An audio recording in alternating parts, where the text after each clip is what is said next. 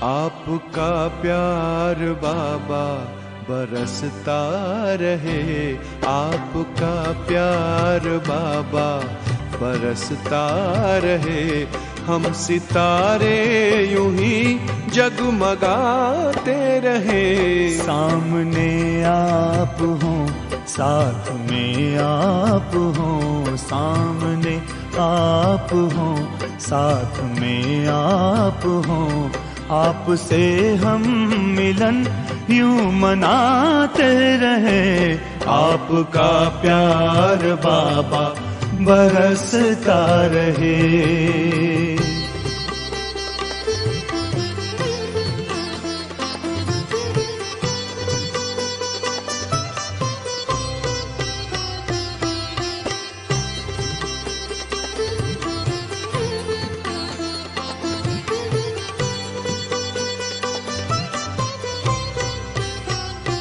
हुई खुशहाल है जिंदगानी, हो गए हैं सफल अपने हर पल।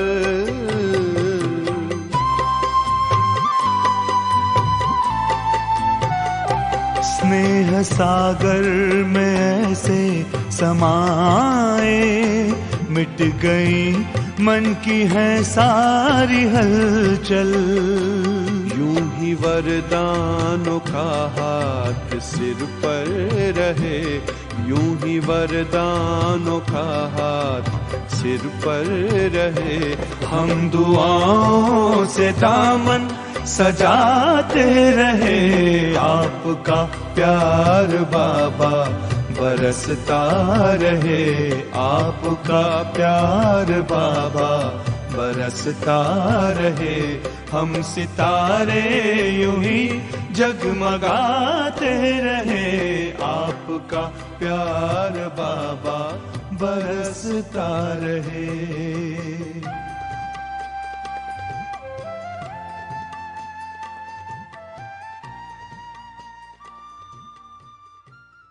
ओम शांति। Good morning.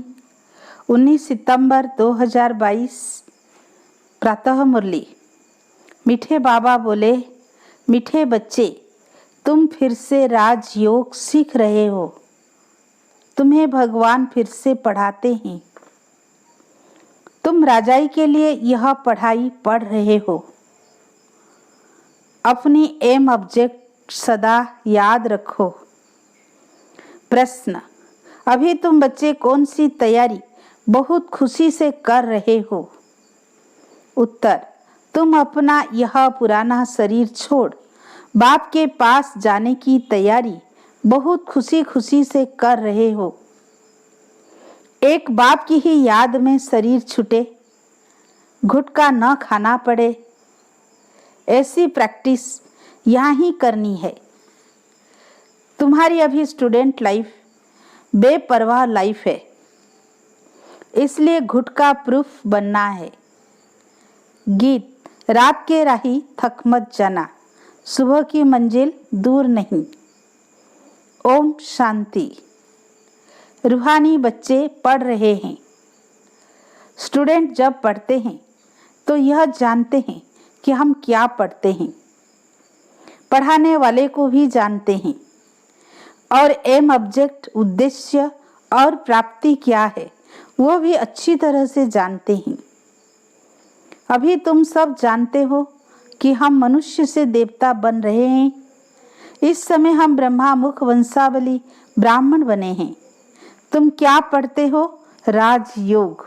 यह भी जानते हो हम फिर से राजयोग सीख रहे हैं और पढ़ने वाले कभी ऐसे नहीं कहेंगे कि हम फिर से पढ़ रहे हैं, यहाँ तुम बच्चों को निश्चय है कि हम फिर से राजयोग सीख रहे हैं, जो 5000 बरस पहले भी सीखा था। यह ज्ञान सिर्फ तुम्हारे ही पास है। भगवान फिर से आकर पढ़ाते हैं, यह कोई कम बात थोड़ी है। यह भी बच्चों को पता है कि भगवान एक है और भगत अनेक है। इससे सिद्ध होता है बाप एक और बच्चे अनेक होते हैं। बाप को क्रिएटर तो सब मानेंगे, रचना को रचता द्वारा वर्षा मिलता है। रात को प्रश्न पूछा था ना, बाप को कैसे पहचाना जाए। बाप खुद कहते हैं हमने तुमको बच्चा बनाया है, तब तो सामने बैठे हो। हम तुमको फिर से मनुष्य से देवता बना रहा हूँ, राजयोग सिखा रहा हूँ, जिससे तुम सो लक्ष्मी नारायण बनेंगे। एम ऑब्जेक्ट बुद्धि में रहनी चाहिए ना। तुम्हारी बुद्धि में है लक्ष्मी नारायण का राज्य था, तो एक ही राज्य था, सारे विश्व पर राज्य था। तो तुम बच्चों को चित्रों पर बैठ समझाना है हम क्या पढ़ रहे हैं। यह है एम ऑब्जेक्ट।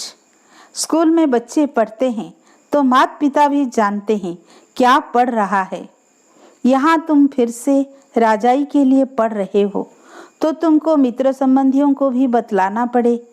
हम इस गीता पाठशाला में राजयोग सीखते हैं, जिससे हम राजाओं का राजा बनेंगे। इस पाठशाला में बूढ़े जवान बच्चे सब पढ़ते हैं। यह वंडर है ना। पाठशाला में तो ऐसा होता नहीं, इसलिए इसको सत्संग भी कहा जाता है। सत्संग में तो सब जाते हैं, परंतु वह ऐसे नहीं कहेंगे कि हम राजयोग सीखने जाते हैं। उनको कोई भगवान तो नहीं पढ़ाते हैं, तुमको तो भगवान खुद पढ़ा रहे हैं। यह चित्र तो घर घर में होना चाहिए। माता पिता मित्र संबंधी जो भी आए उनको समझाना है कि हम यह पढ़ रहे हैं। यह पढ़ाई तो बहुत सहज है, नाम ही है सहज ज्ञान, सहज राजयोग। राजा जनक को भी सेकंड में ज्ञान मिला और जीवन मुक्त हुआ। मनुष्य भी कहते हैं हमको जनक मिसल ज्ञान चाहिए, जो हम गृहस्थ में रहते पा सकें। यह तो बहुत ऊंच पढ़ाई है। मनुष्य से देवता बनना है। देवताओं की महिमा कितनी ऊंची है। सर्व गुण संपन्न, 16 कला संपूर्ण है। यह है मृत्युलोक, वह है अमर लोक। पतित दुनिया आसुरी, पावन दुनिया है दैवी दुनिया। पावन दुनिया में जाने लिए पवित्र बनना है। लक्ष्मी नारायण पावन थे ना, अभी तो वह है नहीं। यह तो पतित राज्य है, फिर से पावन बनना है। लक्ष्मी नारायण का चित्र बहुत अच्छा है। लक्ष्मी नारायण में सभी का प्यार रहता है, तब तो बड़े बड़े आलीशान मंदिर बनाते हैं। श्री कृष्ण का तो छोटा छोटा मंदिर बनाते हैं। जैसे बच्चों का होता है, उनको यह पता ही नहीं कि राधे कृष्ण ही लक्ष्मी नारायण बनते हैं। तुम समझा सकते हो कि आज से 5000 वर्ष पहले इन लक्ष्मी नारायण का राज्य भारत में था और कोई के चित्र है नहीं। सूर्यवंशी डिनास्टी मशहूर है। लक्ष्मी नारायण और सीताराम की डिनास्टी थी। फिर द्वापर कलयुग होता है, अभी कलयुग का अंत है। हम फिर से वही राजयोग सीख रहे हैं। 5000 वर्ष पहले राजयोग सीख राजाई प्राप्त की थी। बरोबर वह संपूर्ण निर्विकारी थे। अभी पति दुनिया है, इसलिए परमपिता परमात्मा को आना होता है। गाते भी हैं पतित पावन आओ, वह तो निराकार ठहरा ना। श्री कृष्ण तो प्रिंस है सतयुग का, वो कैसे आकर पावन बनाएंगे। तो समझाना पड़े कि साकार को भगवान नहीं कहेंगे। दूसरे धर्म वाले परमात्मा को निराकार मानते हैं। वही लिबरेटर, गाइड, ब्लिसफुल, गॉडफादर, सर्व का दुख हरता, सुख करता है। बाप जब दुख हरते हैं तो सुख भी देते होंगे ना। तुम मित्र संबंधियों आदि को समझा सकते हो। वहां तो वेद शास्त्र अनेक मनुष्य सुनाते हैं। यहाँ तो सब सुनते हैं, एक से ही हैं।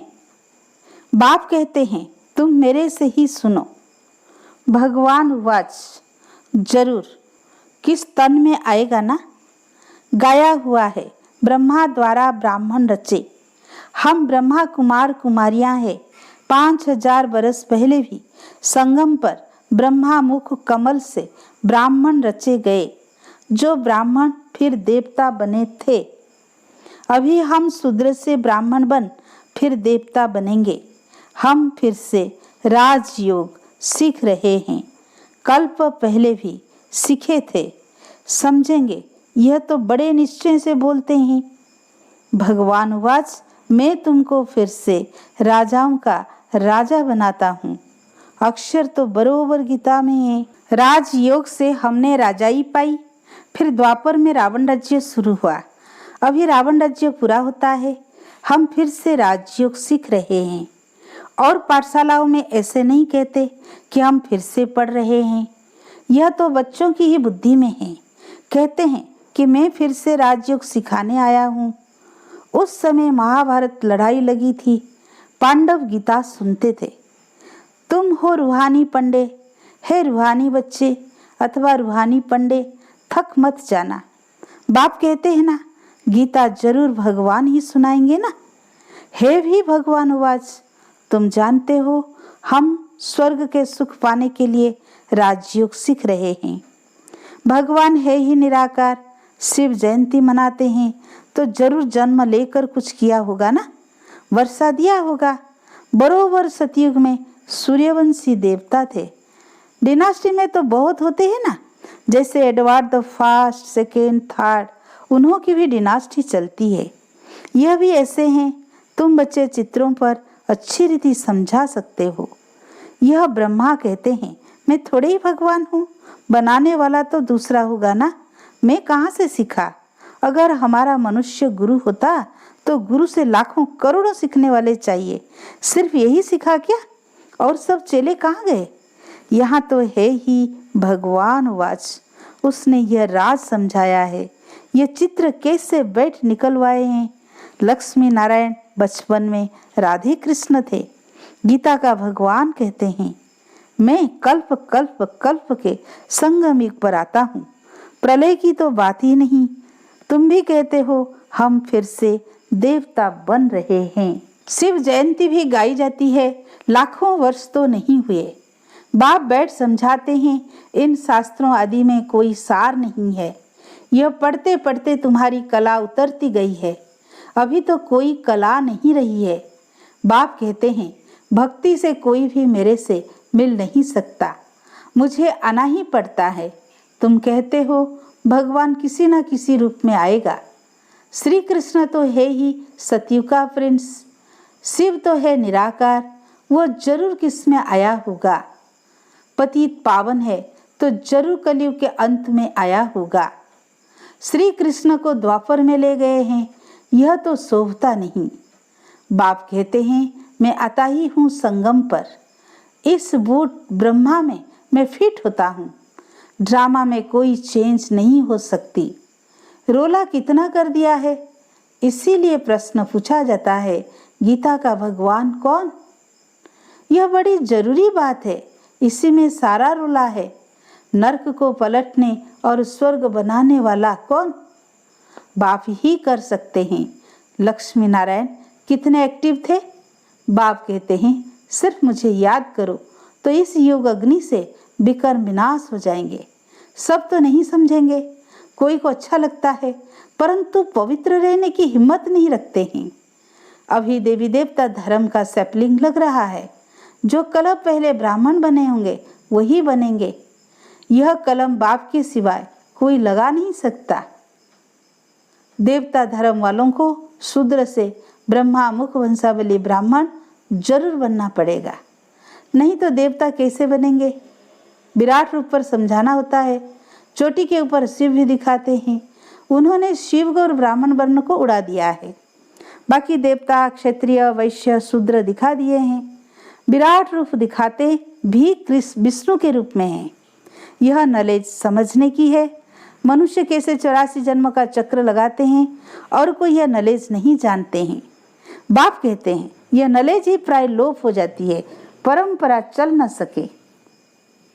स्वदर्शन चक्र देवताओं को नहीं है, यह तुमको है, परंतु तुम तो संपूर्ण बने नहीं हो, तो निशानी देवताओं को दे दी है। स्वदर्शन चक्र फिराते, कमल पुष्प समान बनते, शंख ध्वनि करते तुम देवता बन जाएंगे। शिव बाबा ब्रह्मा द्वारा विष्णुपुरी स्थापन कर रहे हैं। यह बातें कोई की बुद्धि में नहीं है। भगवान पढ़ाते ही हम विश्व के मालिक बनते हैं, तो कितना न हर्षित होना चाहिए। Student life is the best life. पढ़ाई की लाइफ बेपरवाह अच्छी रहती है। पीछे तो जाल में फंस जाते हैं। कितने दुख की जाल है। सतयुग में कोई बात नहीं, खुशी खुशी से शरीर छोड़ते हैं। घुट घुट कर मरना रावण राज्य में होता है। तुम खुशी से तैयारी कर रहे हो कि हम कब बाबा के पास जाएं। बैठे ही इसलिए हैं पुराना शरीर छोड़ जाएं। फिर 21 जन्म गुटखा खाने की बात नहीं। इस जन्म में गुटखा बिल्कुल नहीं खाना है। पतित से पावन बन रहे हैं, बहुत खुशी में रहना है। अच्छा, यहाँ तो सूक्ष्म वतन में जाते हैं, वो भी अच्छा है। फरिश्ता तो बनना है। आधा कल्प तो गुटखा खाते आए हैं, अब बाबा के पास जाएं। खुशी से तैयारी कर रहे हैं। गुटखा प्रूफ यहाँ बनना है। ऐसे सन्यासी भी बहुत होते हैं जो बैठे बैठे शरीर छोड़ देते हैं। सन्नाटा हो जाता है, समझते हैं हम ब्रह्म में लीन हो जाएंगे। जाते तो कोई नहीं जब तक बाप न आए। शिव बाबा का भंडारा भरपूर है। कहते हैं ना, जिस भंडारे से खाया वो भंडारा भरपूर, काल कंटक दूर। यहाँ तो अकाले मृत्यु होती रहती है। पतित पावन शिव बाबा के भंडारे में जो आता है वह पावन बन जाता है। इसलिए इसको ब्रह्मा भोजन कहा जाता है। इनकी बड़ी महिमा है। योग भी बड़ा अच्छा चाहिए। योग में रह भोजन बनाओ और खाओ तो तुम्हारी बहुत अच्छी उन्नति होगी। उस भोजन में बहुत ताकत आ जाती है। योग में रह तुम भोजन खाओ तो बहुत ताकत मिलेगी और तंदुरुस्त भी रहेंगे। बाबा खुद कहते हैं कि हम बाबा की याद में बैठे जैसे कि हम और बाबा खाते हैं, परंतु फिर भी भूल जाता हूँ। एक बाप की याद में ही शरीर छूटे, कोई गुटखा नहीं आए, ऐसी प्रैक्टिस करनी चाहिए। बाबा की याद में रहने से एक तो शांति रहेगी और हेल्दी बनेंगे। भोजन पवित्र हो जाएगा। अंत का गायन है, अतीन्द्रिय सुख गोप गोपियों से पूछो। झाड़ में समझानी बहुत अच्छा है। त्रिमूर्ति और गोला भी जरूरी है। दिन प्रतिदिन तुम्हारा नाम बहुत बाला होता जाएगा। अच्छा, मीठे मीठे सिक्की लधे बच्चों प्रति माता पिता बाप दादा का याद प्यार और गुड मॉर्निंग। रूहानी बाप की रूहानी बच्चों को नमस्ते।